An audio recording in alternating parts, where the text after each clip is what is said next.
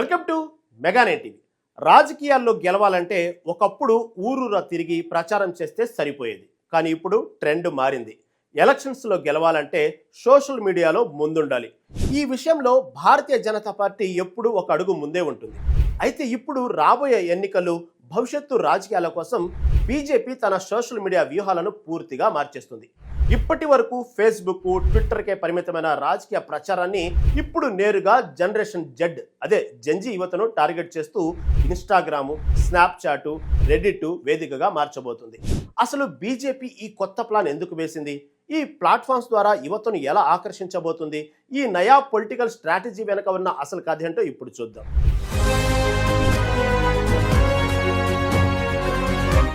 ముందుగా generation Z అంటే ఏంటో చూద్దాం. 1997 నుంచి 2012 మధ్య పుట్టిన యువతను జెన్జీ అంటారు. వీరే మన దేశంలో ఇప్పుడు ఫస్ట్ టైం ఓటర్లు లేదా యువ ఓటర్లు.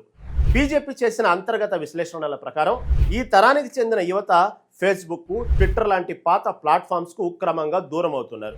ఆ యాప్స్ అన్ని పెద్దవాళ్ల కోసం అన్న ఫీలింగ్ యువతలో వచ్చేసింది.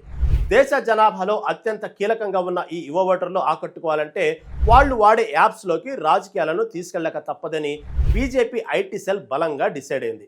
అందుకే ట్రెడిషనల్ సోషల్ మీడియాను పక్కన పెట్టి యూత్ పల్సు పట్టుకునే పనిలో పడింది.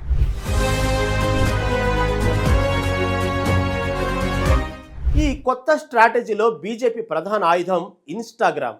ఈ యాప్లో ప్రతిరోజు కోట్లాది మంది యువత గంటల తరబడి రీల్స్ చూస్తుంటారు.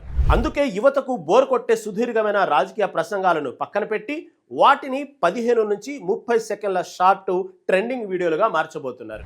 యూత్ కనెక్ట్ అయ్యే మీమ్స్, పాప్ కల్చర్ రిఫరెన్సులు, ట్రెండింగ్ మ్యూజిక్తో తమ ప్రభుత్వ పథకాలను, నాయకుల విజయాలను ప్రచారం చేయాలని బీజేపీ నిర్ణయించింది.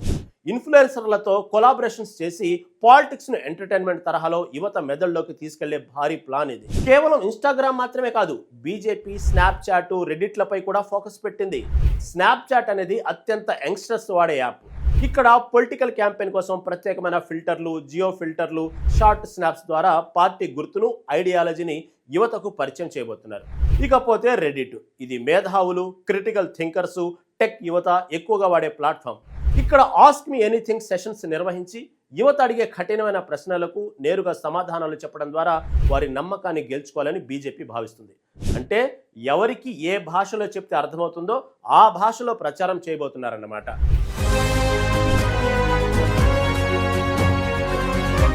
బీజేపీ తీసుకోబోతున్న ఈ డిజిటల్ మేకోవర్ ఖచ్చితంగా దేశ రాజకీయ ప్రసార శైలినే మార్చేయబోతుంది. మైకుల ముందు అరిచే రాజకీయాల కాలం పోయి మొబైల్ స్క్రీన్ల మీద స్క్రోల్ అయ్యే రాజకీయాలు పూర్తిగా రాబోతున్నాయి. డేటా అనలిటిక్స్ సాయంతో ఏ ప్రాంతంలోని యువతకు ఏ కంటెంట్ నచ్చుతుందో తెలుసుకొని ఆర్టిఫిషియల్ ఇంటెలిజెన్స్ సాయంతో పక్కగా టార్గెట్ చేయనున్నారు. రాబోయే అసెంబ్లీ, తదుపరి సార్వత్రిక ఎన్నికలకు ఇదే బీజేపీ మెయిన్ క్యాంపెయిన్ వెపన్ కాబోతుంది. సోషల్ మీడియా ప్రచారంలో ఎప్పుడూ ఒక స్టెప్ ముందుండే బీజేపీ ఇప్పుడు జెన్జీ కోసం వేసిన ఈ కొత్త స్కెచ్ ఏ మేరకు సక్సెస్ అవుతుందో వేచి చూడాలి.